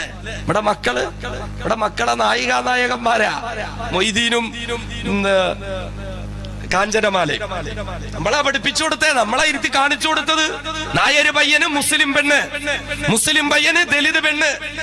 മതം കടന്നുള്ള ഒളിച്ചോട്ടത്തിന്റെ പേരിൽ അയൽക്കാർക്കിടയിൽ പോലും വർഗീയത പടർന്നു പന്തലിച്ചു. എന്റെ കുടുംബത്തിൽ നിന്ന് അന്യമതത്തിൽപ്പെട്ട ഏതെങ്കിലും ഒരു ചെറുപ്പക്കാരനുമായ ഒരു പെണ്ണോടിപ്പോയാൽ എനിക്ക് ആ മതത്തോട് മുഴുവനും വെറുപ്പ് സ്വാഭാവികമായും ഉണ്ടായി പോവുകയാ. മതങ്ങൾ തമ്മിൽ അകൽച്ച വരാൻ തുടങ്ങി. പെൺകുട്ടികളുടെ ആൺകുട്ടികളുടെ ഒളിച്ചോട്ടം, അതിന് ഏറ്റവും വലിയ വളവിട്ട് കൊടുത്തത് സിനിമകൾ. മതം കടന്നുള്ള പ്രേമത്തിന് അമ്മയും അപ്പയും ഒക്കെ ഇരുന്ന് ഇങ്ങനെ സിനിമ ഇങ്ങനെ കണ്ടോണ്ടിരിക്കുകയായിരിക്കും. പുഴക്കരയിലൂടെ വീട്ടിലിങ്ങനെ വീട്ടുകാരൊരുക്കി വെച്ച സ്വർണവും പട്ടും വളയൊക്കെ എടുത്തിട്ട് പെണ്ണ് ബാഗിലാക്കി കാമുകനോടൊപ്പം ഇങ്ങനെ പോവാ തോണിയിൽ കയറി രക്ഷപ്പെടാൻ. ഇങ്ങനെ നിശബ്ദതയാ. പെട്ടെന്ന് എവിടെയെങ്കിലും ഒരു കരിയിലടങ്ങുന്ന ശബ്ദം. ഉമ്മ അവിടെ നിന്ന് ഒരു ഒടുക്കത്തെ ദുആയ, പടച്ചവനെ ആരും അവരെ കാണല്ലേ. ഒളിച്ചോടുന്നവർക്ക് വേണ്ടി ദുആ ചെയ്യുന്ന ഒരു ഉമ്മ എനിക്കുമുണ്ട്. നാളെ ഞാൻ പോയാലും ഈ ദുആ കിട്ടുമായിരിക്കും അല്ലേ? മക്കളെ പിടിച്ചിരുത്തി പഠിപ്പിച്ചില്ലേ? മക്കൾക്ക് കാണിച്ചു കൊടുത്തില്ലേ? മക്കളെ ആ നിലയിൽ നമ്മളെ വളർത്തിയില്ലേ? സിനിമ കാണിച്ചും സീരിയലുകൾ കാണിച്ചും ഒളിച്ചോട്ടത്തിന്റെ രംഗങ്ങൾ കാണിച്ചും ക്ലാസ് കട്ട് ചെയ്തുകൊണ്ട് കാമുകനോടൊപ്പം ബൈക്കിൽ കറങ്ങുന്ന ഒരു പെണ്ണ്, അവളാണ് നായിക. നമ്മുടെ മക്കളുടെ നായിക സങ്കല്പങ്ങൾ എവിടെ എത്തി? ഒരു സിനിമയിലെ നായിക എന്ന് പറഞ്ഞാൽ ആരാ? വീട്ടുകാരറിയാതെ കാമുകനോടൊപ്പം ഇങ്ങനെ കറങ്ങി നടക്കും. അവള് ടൂറിനൊക്കെ പോകും, കൊടൈക്കനാലിൽ പോകും, ഊട്ടിയിൽ പോകും, അവന്റെ വീട്ടിൽ പോയി കിടക്കും. ആരും ഇല്ലാത്ത സമയത്ത് അവനെ വീട്ടിൽ വിളിക്കും. ഡാഡിയും മമ്മിയും വീട്ടിലില്ല, നീ വന്നേക്ക് വിളയാടാം. പാടിക്കൊണ്ട് നടന്നില്ലേ നമ്മുടെ മക്കള്? മാതാപിതാക്കൾക്ക് ശ്രദ്ധയുണ്ടോ? മാതാപിതാക്കൾക്ക് ചിന്തയുണ്ടോ? എന്റെ മകളും മകനും ഇങ്ങനെയായി പോയി. മൊബൈൽ ഫോണിൽ എടുത്തു നോക്കി എത്ര പ്രേമരംഗങ്ങൾ ഉണ്ടാവും, എത്ര ചുംബന രംഗങ്ങൾ ഉണ്ടാകും നമ്മുടെ മക്കളുടെ മൊബൈൽ ഫോണിൽ. നമ്മുടെ മക്കളെ സംബന്ധിച്ചിടത്തോളം ഏറ്റവും നല്ല നായിക, ഇഷ്ടപ്പെട്ടവൻ, അവൻ ഏത് ലോ ക്ലാസ് കുടുംബത്തിൽപ്പെട്ടവനായാലും ഏതു കൂലിപ്പണിക്കാരനായാലും ഗുണ്ട, എറ്റ്, തെമ്മാടി, പോക്കിരി, കൊട്ടേഷൻ പണിക്ക് പോകുന്നവൻ, വെള്ളമടിക്കുന്നവൻ, ഒരുപാട് പോലീസ് ക്രിമിനൽ കേസുള്ളവൻ, അവനായിരിക്കൂലേ സിനിമയിലെ നായകൻ. കള്ളും കുടിച്ച് ക്ലാസ്സിൽ വരുന്നവനല്ലേ നായകൻ. എല്ലാ പരീക്ഷയ്ക്കും തോറ്റു തൊപ്പിയിടുന്നവൻ, അവനാണ് നായകൻ. അതുകൊണ്ട് നമ്മുടെ മക്കൾക്ക് എന്നെ പ്രേമിക്കാൻ വരുന്നവൻ കള്ളു കുടിച്ചാലും കൊട്ടേഷൻ പണി ചെയ്താലും പോലീസ് കേസ് ഉണ്ടായാലും എല്ലാത്തിനും തോറ്റുപോയാലും കൂലിപ്പണിക്കാരനായാലും നോ പ്രോബ്ലം, ഇഷ്ടപ്പെട്ട നായകൻ അവനാണ്. ആരാണ് നായിക? കല്യാണത്തിന് വേണ്ടി സ്വരുക്കൂട്ടി വെച്ച മാതാപിതാക്കളുടെ പണവും പണ്ടവും എല്ലാം എടുത്ത് ബാഗിലാക്കി ഒളിച്ചോടുന്ന ഒരു പെണ്ണ്, അവളാണ് നായിക. ആരായിരിക്കും വില്ലൻ? ആരാണ് വില്ലൻ? നാളിന്ന് വരെയും ജീവനക്കാളേറെ സ്നേഹിച്ച് പോറ്റി വളർത്തിയ പ്രിയപ്പെട്ട മകൾ, തന്റെ പെണ്ണ് അന്യമതത്തിൽപ്പെട്ടവനോടൊപ്പം ഒളിച്ചോടിപ്പോകാതിരിക്കാൻ കരുതലുകളടക്കുന്ന ഒരു പിതാവ്, ഒരു വാപ്പ, ഒരച്ഛൻ, ഒരപ്പച്ചൻ, അയാളായിരിക്കും നമ്മുടെ മക്കളുടെ മനസ്സിലെ ഏറ്റവും വലിയ വില്ലൻ. ആരായിരിക്കും ഗുണ്ടയായി അവതരിക്കുന്നത്? തന്റെ സഹോദരി കണ്ടവനോടൊപ്പം ഒളിച്ചോടി പോകാതിരിക്കാൻ ഉറക്കമൊഴിച്ചുകൊണ്ട് അവളുടെ മുറിക്ക് മുന്നിൽ വന്ന് കാവലിരിക്കുന്ന ഒരു സഹോദരനുണ്ടെങ്കിൽ അവനാണ് ഏറ്റവും വലിയ ഗുണ്ടയായി മാറുന്നത്. നമ്മുടെ മക്കൾ സിനിമകളിലൂടെ പഠിച്ച ഇതല്ലേ? നമ്മുടെ ജീവിതത്തിന്റെ അകത്തളങ്ങളിൽ ഈ സംസ്കാരങ്ങൾ ഒഴിവാക്കപ്പെടണം. നടീനടന്മാർ പണത്തിന് വേണ്ടി ക്യാമറയ്ക്ക് മുന്നിൽ വന്ന് ചുടുചുംബന രംഗങ്ങൾ അഭിനയിച്ച് തകർക്കുമ്പോൾ അതെല്ലാം നമ്മുടെ വീടിന്റേതായ സ്വീകരണ മുറിയിലെ ഭിത്തിയിൽ പതിപ്പിച്ചിരിക്കുന്ന ടിവിയിലൂടെ നാമും നമ്മുടെ മക്കളും കണ്ടു രസിക്കുകയല്ലേ? അതേ പ്രേമത്തിന്റെ പേരുടെ കാമത്തിന്റെ വികാരവിചാരങ്ങൾ പങ്കുവെക്കാൻ രാത്രിയുടെ നിശബ്ദതയിൽ ആരുമാരും അറിയാതെ വീട്ടിലിന്റെ ഉള്ളിലേക്ക് കാമുകനെ വിളിച്ചു കയറ്റുന്ന കാമുകിയെ കാണിച്ചു കൊടുക്കുമ്പോൾ, വീട്ടിൽ നിന്ന് കോളേജിലേക്കെന്ന് സ്കൂളിലേക്കെന്ന് പറഞ്ഞിറങ്ങിപ്പോയി കാമുകനോടൊപ്പം ബീച്ചിലേക്കും പാർക്കിലേക്കും പോകുന്ന, ഐസ്ക്രീം പാർലറിൽ പോയി മധുരവും നുകരുന്ന് രസിക്കുന്നതായ കാമുകിയെ നമ്മുടെ പ്രിയപ്പെട്ട മക്കൾക്ക് കാണിച്ചു കൊടുക്കുമ്പോൾ അതിലൂടെ 16 വയസ്സില് 17 വയസ്സിൽ വികാരത്തിന്റെ വേലിയേറ്റങ്ങൾ സൃഷ്ടിക്കപ്പെട്ടു. എനിക്കും ഇങ്ങനെ ഒരു കാമുകൻ ഉണ്ടായിരുന്നെങ്കിലോ, എനിക്കും ഇങ്ങനെ ഒരു കാമുകയുണ്ടായിരുന്നെങ്കിലോ എന്നെന്റെയും നിങ്ങളുടെയും മക്കള് കൊതിക്കത്തക്ക രീതിയിൽ അവരുടെ സംസ്കാരത്തെ തകർത്ത് കളയുന്ന ഉമ്മമാരെ, വാപ്പമാരെ, വീടിന്റെ അകത്തളങ്ങളിൽ കാത്തു സൂക്ഷിക്കേണ്ടുന്ന സംസ്കാരം എന്താ? അതന്യരായ സിനിമാ നടീതനന്മാരുടെ ചുടുചുംബന രംഗങ്ങൾ കാണിച്ചു കൊടുത്തിട്ടുണ്ടല്ല, അത് പ്രേമത്തിന്റെ രംഗങ്ങളെ പഠിപ്പിച്ചുകൊണ്ടല്ല, അത് പ്രായപൂർത്തിയെത്തിയ മക്കളുടെ മനസ്സുകളിലേക്ക് വികാരത്തിന്റെ രംഗങ്ങളെ പഠിപ്പിച്ചു കൊടുത്തുകൊണ്ടല്ല. പിന്നെയോ വിശുദ്ധമായ ഖുർആൻ പഠിപ്പിച്ചു തരികയാ, യാ അയ്യുഹല്ലദീന ആമനൂ ലയസ്തഅദിൻകുമുല്ലദീന മലകത് അയ്മാനുകും വല്ലദീന ലം യബ്ലുഗുൽ ഹുലമ മിൻകും 3 മർറാത്ത് മിൻ ഖബ്ലി സ്വലാത്തിൽ ഫജ്രി വഹീന തലഊന സിയാബകും മിനൽ ളഹീറ വമിൻ ബഅദി സ്വലാത്തിൽ ഇശാ. അല്ലാഹുവിന്റെ വിശുദ്ധമായ ഖുർആൻ പഠിപ്പിക്കുകയാ, യാ അയ്യുഹല്ലദീന ആമനൂ, അല്ലയോ ഈമാനുള്ളവരെ, നിങ്ങൾ സൂക്ഷിക്കേണ്ട, മുറുകെ പിടിക്കേണ്ട സംസ്കാരം എന്താ? ലയസ്തഅദിൻകുമുല്ലദീന മലകത് അയ്മാനുകും വല്ലദീന ലം യബ്ലുഗുൽ ഹുലമ മിൻകും 3 മർറാത്ത്. നിങ്ങളുടെ വീടുകളിലുള്ള പ്രായപൂർത്തിയെത്തിയിട്ടില്ലാത്ത കൊച്ചുകുട്ടിയാണെങ്കിൽ പോലും മാതാപിതാക്കളുടെ അനുവാദമില്ലാതെ നിങ്ങളുടെ പ്രൈവറ്റ് ബെഡ്റൂമിലേക്ക് അവര് കടന്നു വരാൻ പാടില്ല. എപ്പോഴൊക്കെയും മാതാപിതാക്കളുടെ പ്രൈവറ്റ് ബെഡ്റൂമിലേക്ക് കടക്കണോ? വീട്ടിലെ കൊച്ചു കുഞ്ഞാണെങ്കിൽ പോലും അനുവാദമില്ലാതെ കടക്കാൻ പാടില്ല. ഏതൊക്കെയാണ് ആ സന്ദർഭങ്ങൾ? വിശുദ്ധമായ ഖുർആൻ പഠിപ്പിക്കുന്നു. ഒന്നാമത് ഖുർആൻ പറഞ്ഞു, മിൻ ഖബ്ലി സ്വലാത്തിൽ ഫജ്രി. ഒന്നാമത്തെ സന്ദർഭമില്ലേ, ഫജ്ർ നിസ്കാരത്തിന് മുമ്പുള്ള സന്ദർഭമാ. മാതാപിതാക്കൾ തങ്ങളുടെ മുറിക്കുള്ളിൽ നിന്ന് കതക് തുറന്ന് കുളിച്ച് ശുദ്ധിയായി പുറത്തേക്കിറങ്ങി ഫജ്ർ നിസ്കാരത്തിന് വേണ്ടി തയ്യാറായിട്ടല്ലാതെ, അവരുടെ അനുവാദമില്ലാതെ വീട്ടിലെ കുഞ്ഞു മക്കളാണെങ്കിൽ പോലും ആ മുറിക്കുള്ളിലേക്ക് കടക്കാൻ പാടില്ല. കാരണം എന്തുകൊണ്ടാ? ചിന്തിക്കടേ, അത് മാതാപിതാക്കളുടെ രഹസ്യ നിമിഷങ്ങളാണ്, അവരുടെ പ്രേമ സല്ലാപത്തിന്റെ നിമിഷങ്ങളാ. ഈ സമയത്ത് മക്കളെങ്ങാനും അനുവാദമില്ലാതെ കഥക് തുറന്നാൽ അതേ മണിയറയ്ക്കുള്ളിൽ മാതാപിതാക്കളുടെ രഹസ്യ നിമിഷങ്ങളെ കണ്ടുപോയാൽ, അവരുടെ ചുംബന നിമിഷങ്ങളെ കണ്ടുപോയാൽ, അവരുടെ വസ്ത്രങ്ങളിൽ ഒളിപ്പിച്ചു വെച്ച നഗ്നത മേനി കണ്ടുപോയാൽ അത് മക്കളുടെ മനസ്സിൽ മോശമായ ചിന്തയുണ്ടാകില്ലേ? അവരുടെ മക്കളുടെ വികാരങ്ങളെ ഉണർത്താൻ കാരണമാകില്ലേ? അതുകൊണ്ട് സ്വന്തം വീട്ടിന്റെ ഉള്ളിൽ സ്വന്തം മാതാപിതാക്കളുടെ രഹസ്യ നിമിഷങ്ങളാണെങ്കിൽ പോലും നമ്മളെ വീട്ടിലെ കൊച്ചു കുഞ്ഞുങ്ങൾ പോലും കാണാൻ പാടില്ല. രണ്ടാമത്തെ സന്ദർഭമായി വിശുദ്ധമായ ഖുർആൻ പഠിപ്പിക്കുകയാണ്. അല്ലാഹു റബ്ബുൽ ഇസ്സത്ത് പറയുന്നു, വഹീന തലഊന സിയാബകും മിനൽ ലഹീറാ. മാതാപിതാക്കൾ ഉച്ചമയങ്ങുന്ന സന്ദർഭമില്ലേ? ഉച്ചമയങ്ങാൻ വേണ്ടി മുറിക്കുള്ളിലേക്ക് കയറി വസ്ത്രം നഴിച്ചു വെച്ച് കിടക്കുമ്പോൾ വീട്ടിലെ മക്കളെങ്ങാനും കഥകു തുറന്ന് അകത്തേക്ക് വന്നാൽ ഉമ്മയുടെ ശരീരം കാണില്ലേ? വാപ്പയുടെ ശരീരം കാണില്ലേ? മാതാപിതാക്കളുടെ നഗ്നത കണ്ടുപോകില്ലേ? ഒരിക്കലും അത് പാടില്ല എന്ന് വിശുദ്ധ ഖുർആൻ പഠിപ്പിച്ചെങ്കിൽ മൂന്നാമതായി പടച്ച തമ്പുരാൻ പറയുന്നു, നിസ്കാരത്തിന് ശേഷമുള്ള സന്ദർഭമാ. അത്താഴവും കഴിഞ്ഞ് ഇശാ നിസ്കാരവും കഴിഞ്ഞ് മാതാപിതാക്കളുടെ അവരുടെ മുറിക്കുള്ളിലേക്ക് കയറി കഥകടച്ചു കഴിഞ്ഞാൽ, മാതാപിതാക്കളുടെ രഹസ്യ നിമിഷങ്ങളുടെ സമയമായി കഴിഞ്ഞാൽ, അവർക്ക് സംഗമിക്കാനുള്ള സാഹചര്യമായി കഴിഞ്ഞാൽ, ഈ സമയത്ത് മുറിക്കുള്ളിലേക്ക് കയറുന്ന മക്കൾ ഉമ്മയുടെ വാപ്പയുടെ രഹസ്യ കാമരംഗങ്ങളെ കണ്ടാൽ അതൊരിക്കലും അവരുടെ ജീവിതത്തിൽ നല്ലതായി മാറില്ല. അല്ലാഹുവിന്റെ ഖുർആൻ പഠിപ്പിച്ചത് ഇങ്ങനെയാണെങ്കിൽ മാതാപിതാക്കളുടെ പ്രേമരംഗങ്ങൾ പോലും, മാതാപിതാക്കൾ തമ്മിലുള്ള രഹസ്യത്തിന്റെ അനുരാഗ നിമിഷങ്ങൾ പോലും മക്കളുടെ മുന്നിൽ വെച്ച പാടില്ല എന്ന് വിശുദ്ധ ഖുർആൻ പഠിപ്പിച്ചല്ലെങ്കിൽ ഈ മാതാപിതാക്കൾ തന്നെയല്ലേ നടീനരന്മാരുടെ പ്രേമരംഗങ്ങൾ മക്കൾക്ക് കാണിച്ചു കൊടുത്തത്? ഈ മാതാപിതാക്കൾ തന്നെയല്ലേ പാതകത്വം തുളുമ്പുന്ന മദാലസപ്പെണ്ണിന്റെ മാറിടം കാണിച്ചു കൊടുത്തത്? ഈ മാതാപിതാക്കൾ തന്നെയല്ലേ ക്യാമറയ്ക്ക് മുന്നിൽ അടിഞ്ഞാടുന്ന നടീനരന്മാരുടെ പ്രേമകാമ രംഗങ്ങൾ കാണിച്ചു കൊടുത്തത്?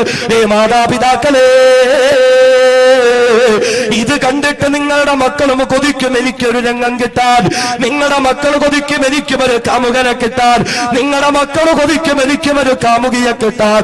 അതുകൊണ്ട് വീടിന്റെ അകത്തളങ്ങളിൽ നമ്മുടെ മക്കളുടെ സംസ്കാരത്തെ തകർത്ത് കളയുന്ന TV, സിനിമ, സീരിയലിന്റെ കഥകൾ നിഷ്കാസനം ചെയ്യേണ്ട സമയം എത്രയോ അതിക്രമിച്ചു പോയെന്ന തിരിച്ചറിവ് പടച്ച തമ്പുരാൻ നമുക്ക് ഓരോരുത്തർക്കും നൽകി അനുഗ്രഹിക്കുമാറാകട്ടെ. അതുകൊണ്ട് ഈ സിനിമ, സീരിയൽ, TV സംസ്കാരം ഒഴിവാക്കപ്പെടണം. നമ്മുടെ മക്കളും നശിച്ചിരിയായ പെണ്ണ. അവിടെ ചിന്തിക്കണം, ദീനുണ്ടെങ്കിലും ഇതൊക്കെ ഉണ്ടാവുമോ? ഉണ്ടാവും. നമ്മുടെ മക്കൾക്ക് ദീൻ വേണം, പർദ വേണം, നിസ്കാരം വേണം, എല്ലാം വേണം. അതോടൊപ്പം മാതാപിതാക്കളും മക്കളെ ഒന്ന് സ്നേഹിക്കുകയും വേണം. മാതാപിതാക്കളെ മക്കളെ സ്നേഹിക്കുകയും വേണം. ഇന്ന് സ്നേഹമുണ്ടോ? സ്നേഹമുണ്ടോ? എങ്ങനെയാ സ്നേഹിക്കേണ്ടത്? ഇൻഷാ അല്ലാഹ് പറയാം. മാതാപിതാക്കൾ മക്കളെ സ്നേഹിക്കണം. സ്നേഹമുണ്ടോ? നമ്മളൊന്നും മനസ്സിരുത്തി ചിന്തിക്കുക. നമ്മുടെ മക്കളോട് നമുക്ക് സ്നേഹമുണ്ടായിരുന്നു. ഒരു 4, 5, 6, 7 കോട്ടെ ഒരു 10 വയസ്സ് വരെ സ്കൂളിലേക്ക് പോകുമ്പോ ഉമ്മ മകനൊരു മുത്തം കൊടുക്കുമായിരുന്നു. സ്കൂളിലേക്ക് പോകുമ്പോ അത്താ പറയും, മോളെ അത്താക്കൊരു മുത്തം തന്നിട്ട് പോയേ, ഒരു മുത്തം തന്നിട്ട് പോകും. ആ ഒരു ബന്ധവും സ്നേഹവും ഉണ്ടായി. ഇന്ന് ഞാൻ ചോദിക്കട്ടെ, +2 പഠിക്കുന്ന ഒരു മകൾ രാവിലെ വീട്ടിൽ നിന്ന് പുറത്തേക്ക് ഇറങ്ങുക, +2 പഠിക്കുന്ന ഒരു മകൻ രാവിലെ വീട്ടിൽ നിന്ന് പുറത്തേക്ക് ഇറങ്ങുക. എത്ര മാതാപിതാക്കൾ, ഏത് അമ്മ ഉണ്ട്, ഏത് അത്ത ഉണ്ട് ആ മകന്റെ നെറ്റിയിൽ ഒരു മുത്തം കൊടുത്ത്, മകളുടെ കവിളത്തൊരു മുത്തം കൊടുത്ത്, എന്റെ പൊന്നുമോള് നല്ലത് പോയി പഠിച്ചിട്ട് വരണം എന്ന് പറഞ്ഞൊന്ന് യാത്രയാക്കാൻ. സ്നേഹം എത്ര മക്കൾ കൊതിക്കുന്നുണ്ടാവുന്ന പറയും. ഇതൊക്കെ ഈ ഇരിക്കുന്ന മക്കളുടെ കയ്യിൽ ഓരോ കടലാസ് കഷണം കൊടുത്തിട്ട് അമ്മായിൽ നിന്ന് അത്തായിൽ നിന്ന് ഒരു മുത്തം കിട്ടാൻ ആഗ്രഹമുണ്ടോ എന്ന് ചോദിച്ചാൽ എല്ലാവരും പറയുമുണ്ട്, ആഗ്രഹമുണ്ട്. എനിക്കൊരാഗ്രഹമുണ്ട്, എൻ്റെ അമ്മ എൻ്റെ നെറ്റിയിലൊരു മുത്തം തന്നൊന്ന് വിട്ടിരുന്നെങ്കിൽ, എൻ്റെ അത്ത എന്നെ ഒന്ന് സ്നേഹിച്ചിരുന്നെങ്കിൽ. അത്തമാരൊക്കെ മക്കളുടെ മുമ്പിൽ ഇങ്ങനെ എന്തോ വലിയ ഭീകര ജീവിയാ. പരീക്ഷയ്ക്ക് മാർക്ക് കുറഞ്ഞാൽ ഇങ്ങനെ പൊട്ടിത്തെറിക്കുന്ന ഒരു സാധനം. നമുക്ക് അങ്ങനെയാണല്ലോ, നമ്മുടെ മക്കൾക്ക് ഭക്ഷണം കൊടുക്കും, എല്ലാം കൊടുക്കും, അവരിങ്ങോട്ട് തിരിച്ച് മാർക്ക് കൊണ്ടുതരണം. വീട്ടിലേക്ക് മാർക്ക് ഉൽപ്പാദിപ്പിക്കപ്പെടുന്ന ഒരു യന്ത്രമായി നമ്മുടെ മക്കളെ കണ്ടു.